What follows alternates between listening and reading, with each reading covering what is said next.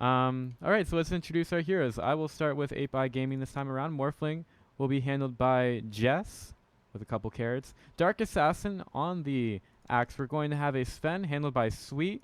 Frux will be on the Oracle. And finally, our Vengeful Spirit this match is going to be played by Scorpio. And he's hanging out towards top for some reason. Right. And so our returning heroes from the last game on the side of Noxious Intent. Smut, the support Marauder from the last game, actually on the Elder Titan this time. We have Green playing the Sand King for the second game in our on the mid Outworld Devourer. Getting a nice fast D ward is Aki, not Kick. Nas on the Juggernaut again. And Baby Pickles on the Disruptor. Baby Pickles. You know, it's interesting that Green this game, his in-game color is green. Yeah, that's a nice coincidence. He didn't get it last time. I think he was gray last time. Yeah, it's a bit unfortunate. Some of these colors are a bit close. They really are. They need to change the gray to be an actual gray instead of kind of mustard yellow. Yeah, I'm not so sure about that. So sometimes it's just so difficult to be like, oh, that person's a color. Do you actually use colors when you play, by the way? Like, do you? I do occasionally. Oh, Elder Titan is back. Hooray. But I do occasionally, particularly with people I don't know. I actually prefer to call them by heroes. Right. You'd think that I would, considering I use the mini-map icons instead of the colors. But it just, sometimes it's easier. So we're definitely very interested this match in how the Outworld Devourer does. He'll be getting a bounty rune. They'll just flip those between the teams. Morphling will head over towards mid. OD will be facing up against him. And we'll see how this matchup goes. It'll be... Like, OD definitely wants to have a good start this match, wants to get up to his items pretty soon. And we'll see how he ends up doing against a Morphling. Definitely should have the attack range advantage, and actually caught out here. Baby Pickles, he was on a mission, and his mission is going to end in death. He did place down a ward and will get immediately taken out by Dark Assassin. So unfortunately, Baby Pickles is going to be the first blood for Ape Eye Gaming. A little bit of tactical feed from our friend Baby Pickles. And even worse, getting dewarded immediately. That is the worst feeling. Feeding first blood, getting dewarded. You're like, oh, I didn't accomplish anything. Well, my life is wasted, quite literally. But the supports are going to be happy with that. Oracle getting the first blood, I think. No, it was actually on the... Yeah, it was Axe. That is the worst possible person to get it for Noxious Intent. Oh, definitely. Like, you have an offlaner who's starting inside the jungle, and you've already given him some golden XP to start, so it's going to make his jungle a lot more efficient, and definitely a lot easier. Right. And you can see he's already almost level 3.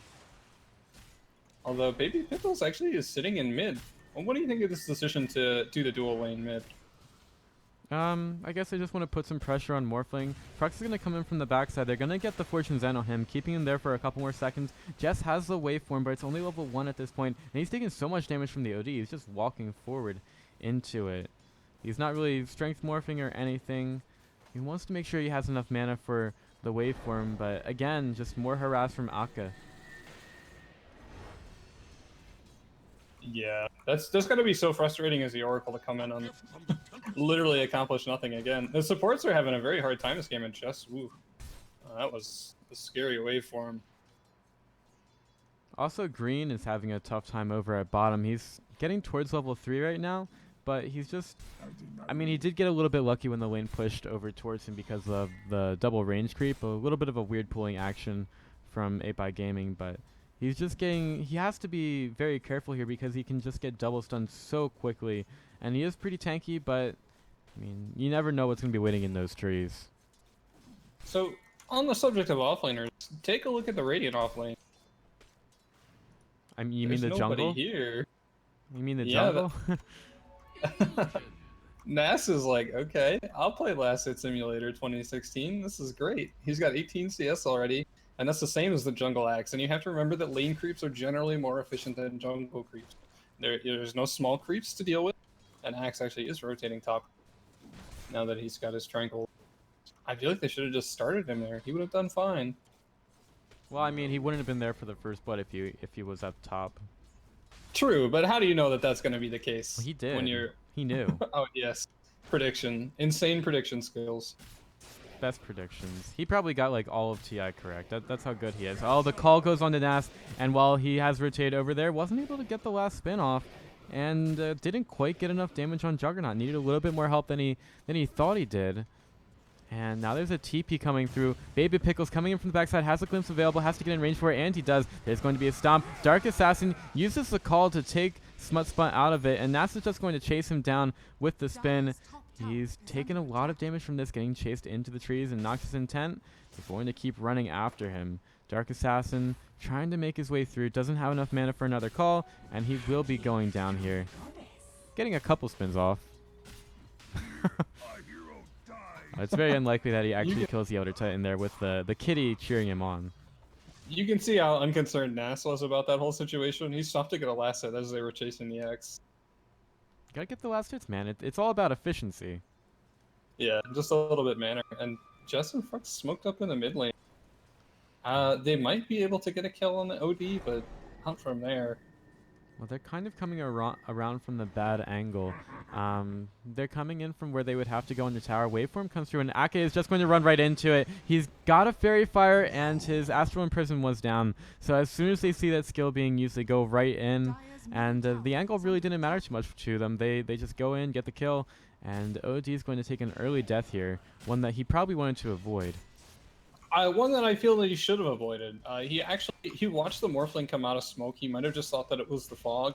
However, he saw the Morphling was smoked, and when you see a smoked mid laner, you say to yourself, something is very wrong.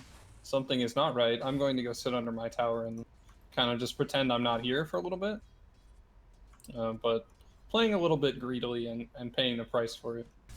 He also, the way that he walked over towards the right of his tower, where it could have been possible that there were people waiting for him. If he had just walked straight back, he would not have been in range of them. And like maybe he wanted to go think about getting a rune or something, but he's a bit greedy there. To be fair to Aka, that is a very unusual position for supports to rotate from the safe lane. Oh, green in trouble at bottom. Yeah, just a very easy kill there, but yeah. Yeah, generally when supports rotate from the safe lane, they're going to do a wraparound and come from the top lane. But actually kind of weird positioning paying off for them that time. Yeah, it did pay off as the OD just walked like right towards him. I mean, I probably would never have done that but I'm sure he had something in mind there. Probably a reason that he walked over there. And with the Sand King going down over on bottom, they give some more gold over to the Sven. Right now, ApeiGaming, they're doing pretty well in the early game of this one. Yeah, absolutely. And I feel that that's basically what their lineup wants to accomplish. They have the stuns, they have the Oracle, they've got this Axe in order to be aggressive. The Axe has died once, but despite that, he's still happy. He got first blood. He's got his Tranquils. He's about halfway to his Blink right now, which is satisfying, I would say, as an offlane Axe. Yeah, he's doing pretty fine, even though he has gone down. Like it's completely acceptable. Green gets stunned out a couple times. Magic Missile comes through. Sweet is just killing some creeps here as Vengeful Spirit's like, yeah, look, man, I stunned him. And we're gonna have another pause. Just a lot of pauses in these matches. Luckily, the duration should be low, but it's still kind of annoying for me. Yeah, European servers, I guess. So I'm a little curious about Green's build, actually. Do you think he should have taken a point in Sandstorm? You can disjoint projectiles with the Sandstorm. The Sven stun is a disjointable stun. The Vengeful Spirit stun is a disjointable stun. I feel it would have been very beneficial for him to take that in this lane. It would have been a great survival tool. But Caustic Finale, I guess, still not really paying off. 38 CS on the Sven, despite that.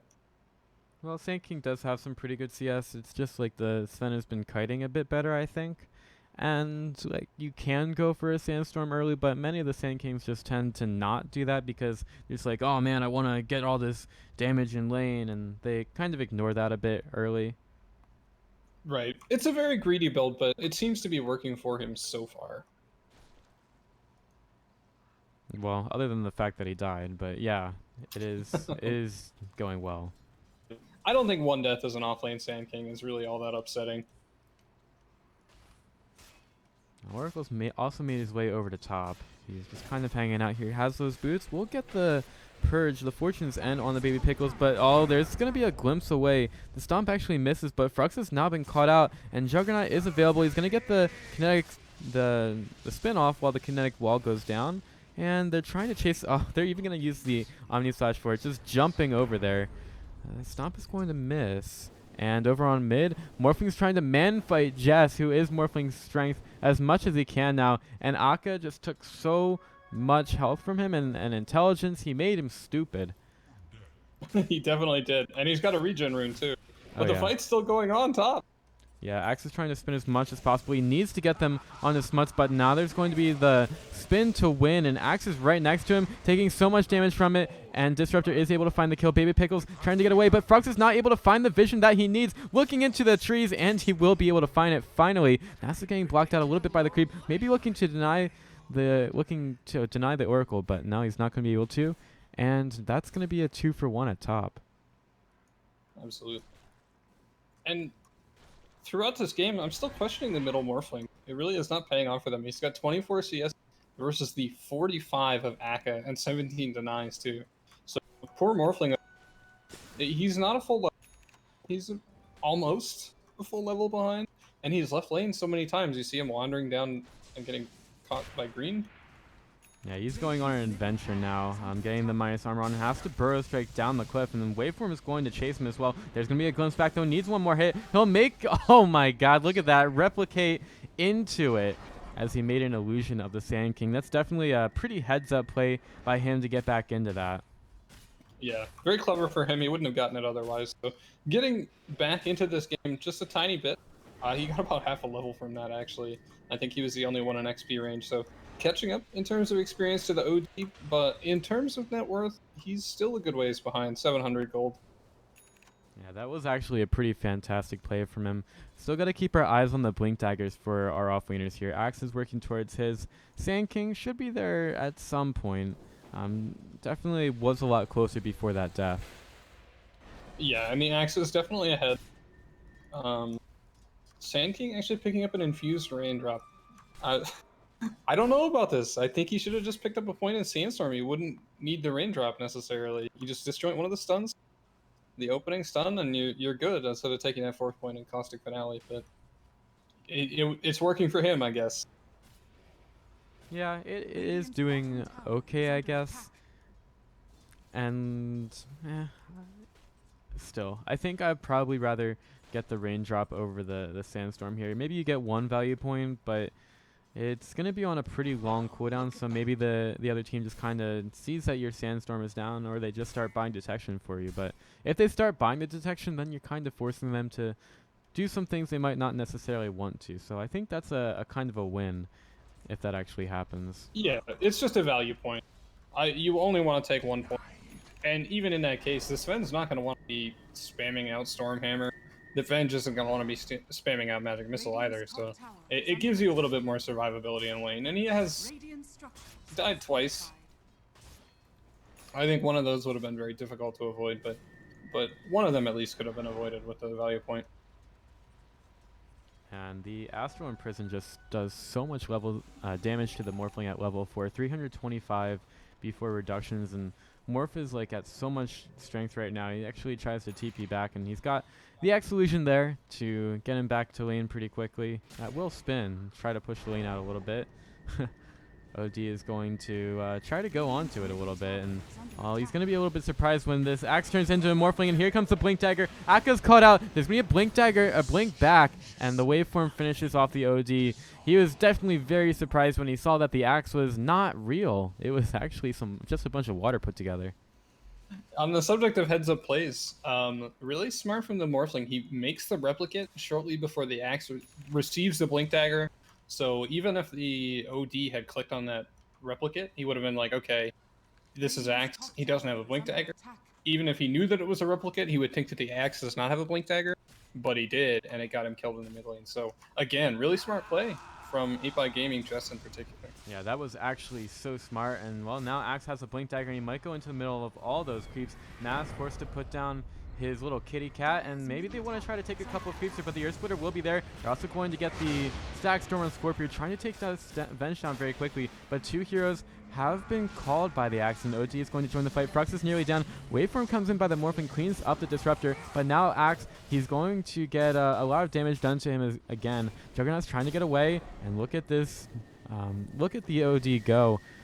Wants to take down the Juggernaut. As soon as Axe comes out of the Astral Imprison, he's going to go down. So that's going to be 3 kills already for the Morphling. And now the mana is going to be stolen. Oh, the Stomp hits. And there's going to be the Astral Imprison looking for the Epicenter. Bro Strike, they're going to be able to get it. And he's just stuck there. Sand King finds a kill. And it's 4 for 1 at top.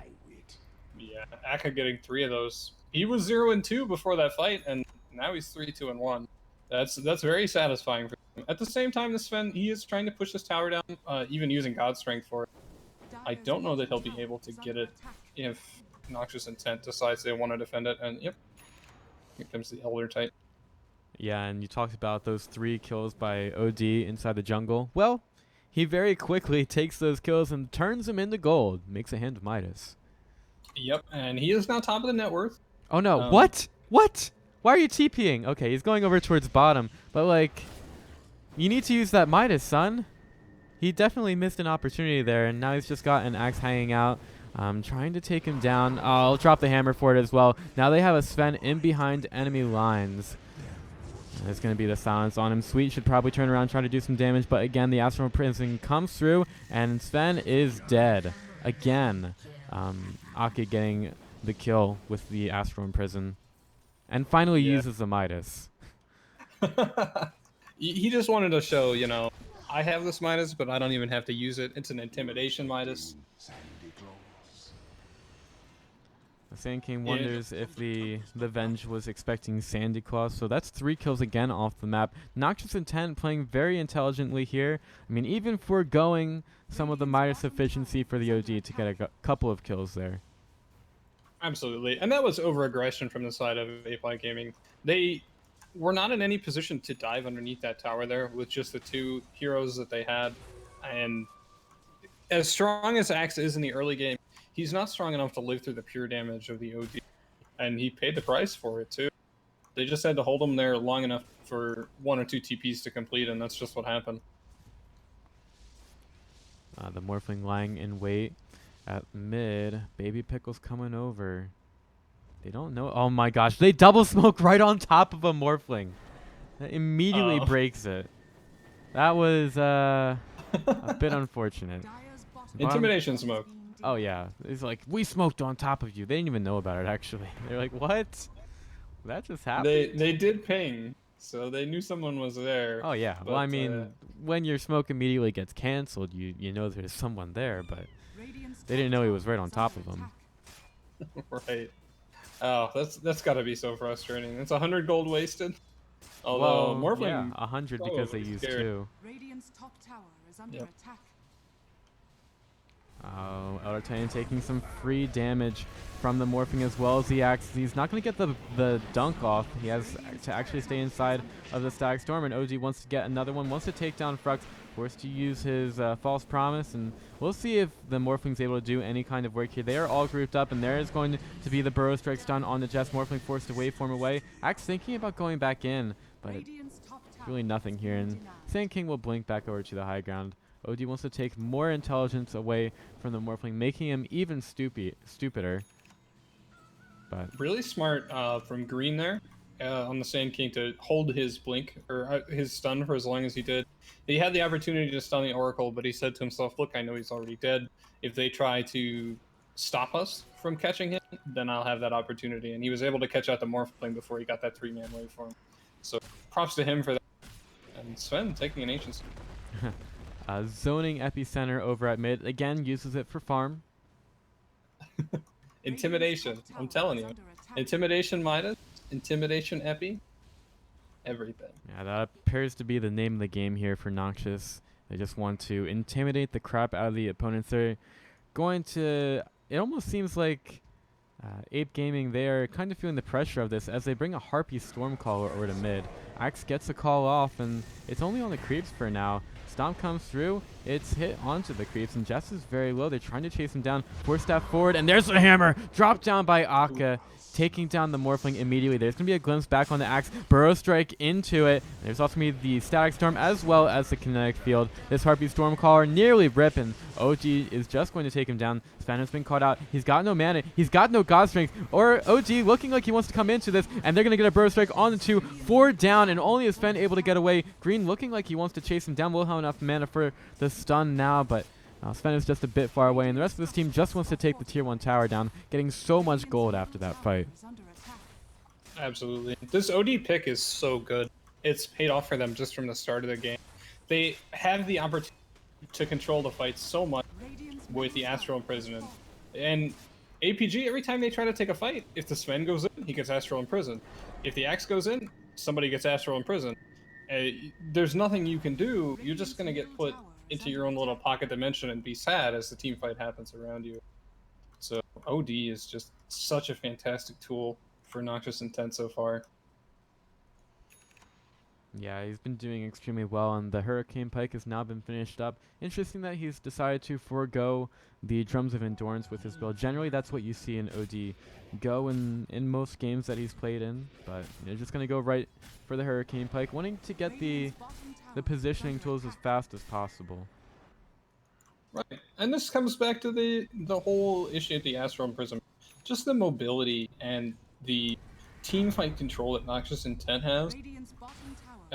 Apeigaming, they can't do anything in the fight. The Axe blinks in, and then there's no way to follow up because there's a Disruptor wall, there's a Disruptor ult. Someone gets Axe able to get a dunk over at bottom. Someone was actually sent away, and Green and Smut, they both kept there. Blink away by the Sand King, getting away. And Smut, oh, he's just getting a cheeky TP away. So only the Disruptor going down, and well, that was a push going in bottom. There's still one going in mid, though. Yep, and here goes the OD with a double damage too. He's just going ham, takes the creeps out, and he knows that there are so many heroes over at bottom. Might even try to TP over there pretty soon, but Sand King is ready with the epicenter. He's trying to eat through the trees right now. And Sweet looking for it. Scorpio is over there. And they're going to be looking for a stomp. They see 3 heroes there. Oh no, now they're going into the trees, and the Spirit should help them out here. Scorpio, all he has to do is look around, and he hasn't seen the Sand King just yet. He's going to keep going deeper into the trees. And here comes the epicenter coming in from the backside. Static Storm is also going to be there. Sven has been caught out, just taking so much damage. Hammer dropped. Sven, he's just in the middle of this false promise, trying to get away. Throws out the stun. Juggernaut taking a lot of damage from it. He'll just also use the Omni Slash. Wants to stay alive. Meanwhile, on the other side of the fight, OG just going absolutely ham. And it's, again, only one hero surviving for Apeigaming. As soon as they got caught out, they basically have to back away because they know that if they don't, it's going to be a full 5-man team wipe. So again, a really big misplay from APG. The Vengeful Spirit, if you suspect that someone is over in the jungle here, what you do is you wave a Terror for Vision. You need to be sure that there's no one there, particularly when you're playing against the Sand King or when you're playing against an Elder Titan. And if they had done that, that fight would have been completely different. They would have been able to catch Green out before the fight had even begun, and they didn't, and they paid the price. They get stunned out, they get epicentered right on top of the Disruptor ult, and another huge fight for Noxious Intent. Oh yeah, most definitely. And getting the Sand King ultimate onto the 2 core heroes right at the beginning of that really set things up pretty well. Forced to use a false promise right at the very beginning. Probably not the best place for you to be using it, but you eliminate 2 cores from the fight, and at that point, an Axe really isn't able to do too much. And it was really, really good positioning by the Sand King, and unfortunate that Vengeful Spirit didn't get any vision of the jungle. Yeah, absolutely. And as this game continues on, Morphling really still not being a factor in the game at all. You can see his net worth is lower than that of the Axe, lower than that of Green even. The offlane Sand King up against the Sven. It just is not paying off. I don't think they should have put him mid. He needed to be in a safe lane. He needed to be in a position where he was guaranteed farm. Green And- looking for an epicenter. He's going to blink and go for a burrow strike onto Scorpio bottom. He needs a bit more damage. He might turn around and try to get the stun, but it is enough. Sand King just able to find the kill on her, just lying in wait as he is wont to do. Again, Baby Pickle's getting caught out a little bit here. He's got the kinetic field.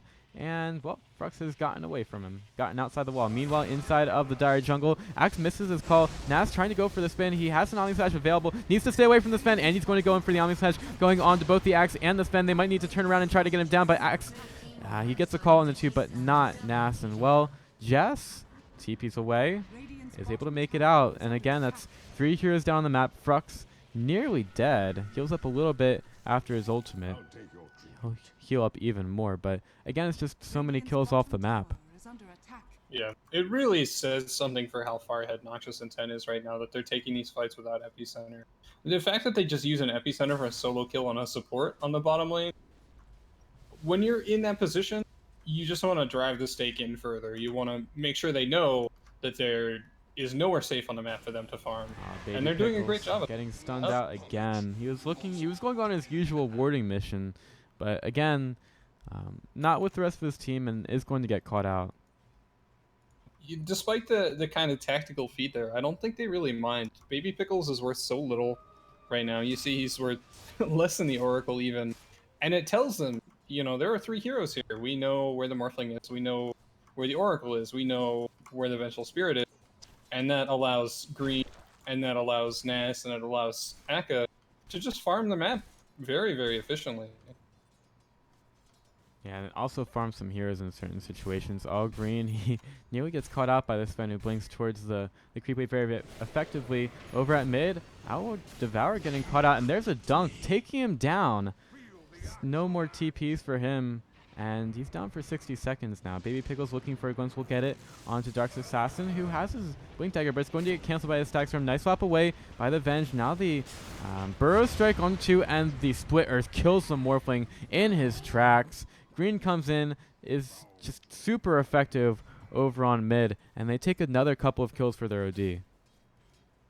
Yeah, so despite the excellent start to that fight there, Jess getting caught out of position, if they had just managed to get the OD and get out, it would have been an excellent trade, but really, really heads up glimpse from Baby Pickle. He's a tactical feeder, but he's in the right place at the right time for these kills. And meanwhile, while all this is happening, Juggernaut just pushing in top, picking up some hard camps along the way, and right now he's sitting on a Lincoln Sphere and a Battle Fury, getting some pretty good farm right now. Right. I would like to note that the Juggernaut has not died at all in this game, has almost 200 CS at 25 minutes, and that's about all you can ask for, honestly, as a one-position carry. Taking the Ancients even away from the Sven. I'll take that as tribute. Still looking at this OD's build. He's going for a Scythe device next. Like, this is going to be a very quick Scythe. Like, he's so far ahead at this point. He's not afraid of this at all. Frux comes over, gets the smoke broken, and they did get vision of him with a nice Dire Observer on the high ground. Yeah, the warding from Noxious Intent this game has been very, very solid. You can see they've got vision basically over towards the Ancients. They've got vision in the jungle, so they know where the Sven is farming at all times. And they have vision of the Roche, so that you can't get any desperation. Roche is on the side of ApeiGaming. They have the ability to do it very, very quickly, particularly with the Venge. Here comes the smoke from Noxious Intent. And they know exactly where their entire team Smoke is. gets broken, and they are going to catch out the Vengeful Spirit. They also could have gotten Dark Assassin, but he's going to be glimpsed a bit further away from the Dire squad. So they'll very quickly take down Avenge, as is the usual for them, and push out mid. Yeah, poor Baby Pickles. You know, that's a glimpse you have to make, though. And he's got a max, so it's such a short cooldown. I think he's not going to be too upset. And Axe is going to be happy to get away with his life there. He was dead to rights, I think, if they had continued to push in. I think the bigger story of this match is how far behind the Morphling is. He even goes for the adaptive strike there, and Juggernaut just is able to proc it on the Lincoln, so now they're forced back. Glimpse back onto Axe once again. He'll get caught out this time. Omni Slash is going to be there. Axe is just completely dead. Juggernaut able to take him down. Now they got to kill their own Juggernaut, as the OD trying to chase him out of here. Maybe looking for a Sven, looking for a Morphling, seeing if they can get them. OD has to go a bit far for it, so really they should just be happy with clearing out some of these creep waves and getting some towers. Yeah, I agree with you that the Morphling is just spectacularly far behind. Again, you see he's worth less than the Axe, he's worth less than Green still. A full almost 3,000 gold. And he went Dragonlance first, but he got the Perseverance. I think that he should have just rushed the Dragonlance when he knew how far behind he was. Because Perseverance, you're not going to be getting a Linken's anytime soon, especially not when you're this far behind. Maybe you get a Yasha or something along those lines. If you can get Dragonlance Manta, you'll be effective in the fights, even at this low level of farm. But unfortunately, he's not in any position to fight. He doesn't have the items to do it. Oh, someone's getting cut out. It's Baby Pickles once again. Sweet is able to blink and get the kill. Nass walks forward, but he doesn't really have the Omni Slash right now, so they really should just be happy with taking the tower down. Juggernaut puts down the kitty, and the kitty, it's going to die. Bye-bye, kitty. And Nass, trying to get away, is going to get the double stun, and there's a triple Burrow Strike Hammer! They're going to come right in and take down all these Radiant heroes. 4 down. That's a 2 and 2. On the Dire side, and they're just going to go in for this tier 2 and possibly take down a third. Radiant's top tower has fallen. Baited.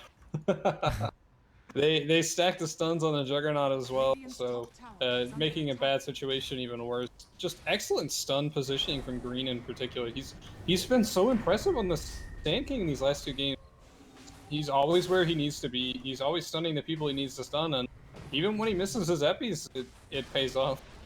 That was absolutely fantastic. Somehow he just lines it up to get the triple Burrow Strike stun, and they're going to get a Yule Scepter onto the Morphling. Looking for the stomp. They will be able to get it, so he's just kind of left there as the melee Rax is going to be taken. A couple of heroes are respawning. Axe will be there soon, but the Rax, it's going to be gone. Maybe they kill the Elder Titan here, swap back in, and they'll just have to give him up. But all the Axe coming through will get a call only onto Akka, and he's glimpsed back in.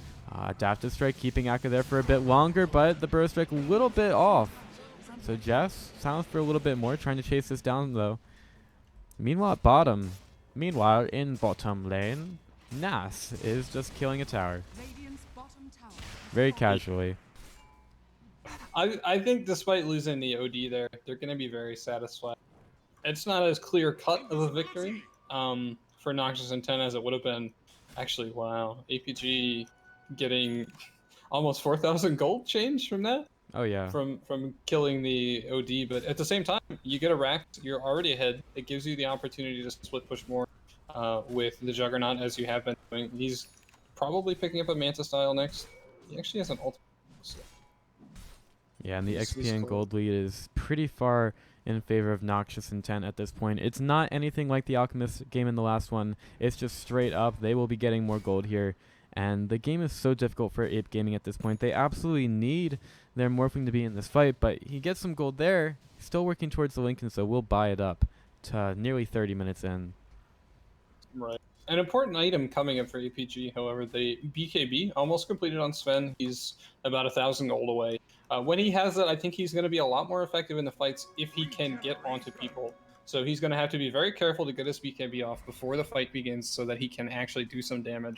He hasn't been able to so far. And that's been such a big problem for them, particularly with the Morphling not able to do anything either. Yep, so Noxious and 10 in pretty firm control of this match right now. They are basically, well, in fact, actually doubling the enemy's kills at this point. And they definitely have the items to prove it and go with it as well. Yeah, definitely. Yeah, so they basically have a ton of the advantage right now. What's really their next step? Do they go for a Roshan? Do they need to, I don't know, take a pick off or two before they do so? What did Noxious and 10 have to do here? I would say that a Roche is maybe a little bit of a scary option for them, just because Sven is so strong in the pit, particularly combined with an accent. Jess is a little scared of gonna get away. But a Roshan is a choice that they would definitely like to make. But if they're gonna be playing safe, as we saw them do so well in the last game, I would say there's a good probability that they will go for a pick. However, they are setting up with the Roche. Yeah, they are getting close over there, but they've also left 2 heroes top, and, well, Ape Gaming, they're going to be forced to try to push this out right now. They've rotated 5 heroes over, and Noxious Intent looks like they're going to go for a Roche. He's turned into a big yeah. pig. I do like this decision from them, and they're smoked up actually. Yeah, they can do it with just the Juggernaut and the OD. So, realizing how far ahead I think they are, they're gonna go for this.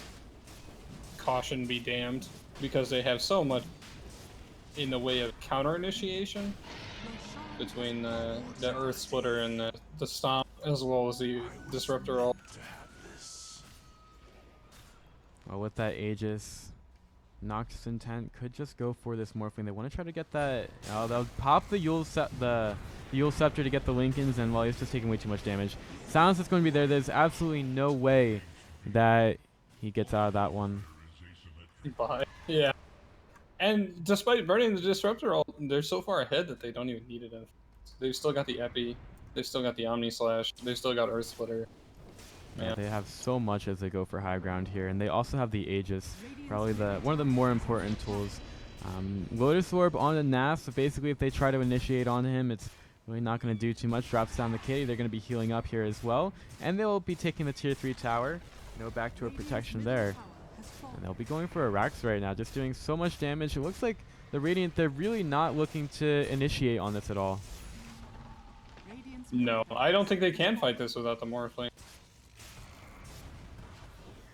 Yeah, so the OD just goes right forward, and he's going to get called by the Axe, doing so much damage with the Arcane Orbs. And Sweet, he's trying to do as much damage as he can. Going for Baby Pickles, trying to take another one for the team. Akka nearly down, but Sweet, his BKB is going to be gone very soon, and it doesn't even matter because, oh my god! That's another hammer. That's another triple kill for the OD, and that hammer is the GG button for Gaming, as they will just get out of this one as quick as they can, giving the 34-minute victory over to Noxious Intent.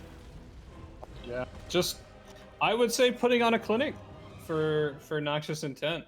They really knew what they needed to do from their draft. They played that I would call it face rush style in the early game, and it really paid off for them. So particular shoutouts to Green. He played so well in the Sand King. His positioning and stunning was integral to their fights. And Akka with spectacular mid. I don't know where he finds so much farm, but he does. Oh yeah, he was absolutely fantastic, and OD a great pickup in this last match, and just overall pretty well played as a team for Noxious Intent, and definitely a bit further away of a victory than the last one. So that's going to do it for our matches tonight. Thank you to Noxious Intent for sharing these matches with us, and once again thank you to Nakama for helping me out with these matches. Yeah, it was an absolute pleasure. I hope to cast with you again soon. And I cannot wait to have you again. So you can follow him on Twitter at whatever he decides to type in the chat. And you can follow me on Twitter at PithyLagoon, as well as on twitch.tv/PithyLagoon. Thank you all for watching. That's going to do it for our coverage of the StarLadder Amateur League tonight. Join us another time for some more leagues and Dota action. But for now, I'm going to wish you a good night and a good morning if you're that kind of guy.